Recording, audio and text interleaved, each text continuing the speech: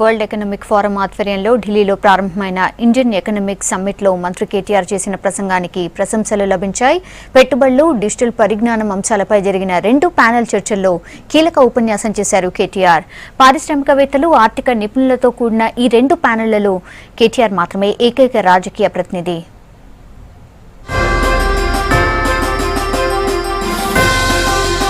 మౌలిక రంగంలో పెట్టుబడులకు కావాల్సిన అన్ని సదుపాయాలు భారత్లో ఉన్నాయన్నారు రాష్ట్ర ఐటీ, పంచాయతీరాజ్ శాఖల మంత్రి కల్వకుంట్ల తారక రామారావు. ఢిల్లీలో జరుగుతున్న వరల్డ్ ఎకనామిక్ ఫోరంలో పాల్గొన్నారు కేటీఆర్. నీతి ఆయోగ్ సీఈఓ అమితాబ్ కాంత్, మంత్రి కేటీఆర్లను ప్రత్యేక వక్తలుగా ఆహ్వానించింది ఫోరం. భారత మౌలిక రంగంలో పెట్టుబడులకున్న అవకాశాలపై మంత్రి ప్రసంగించారు. ముఖ్యంగా తెలంగాణలో పారిశ్రామిక రంగ అభివృద్ధికి తీసుకుంటున్న చర్యలను వివరించారు.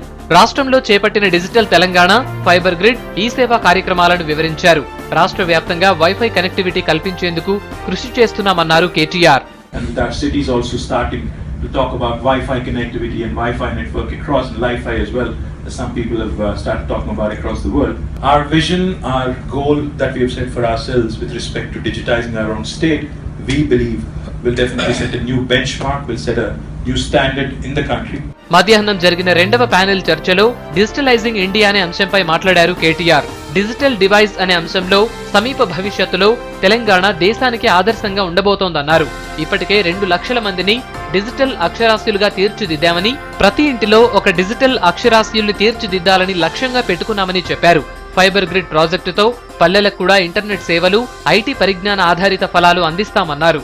డిజిటల్ పరిజ్ఞానం కూడా ప్రజల ప్రాథమిక హక్కుగా గుర్తిస్తున్నామని, అందుకే తాగునీటితో పాటు ఇంటింటికి ఇంటర్నెట్ అందించే కార్యక్రమాన్ని చేపట్టామని తెలిపారు కేటీఆర్. రేపు కూడా వరల్డ్ ఎకనామిక్ ఫోరం ఆధ్వర్యంలో ఇండియన్ ఎకనామిక్ సమ్మిట్ జరగనుంది.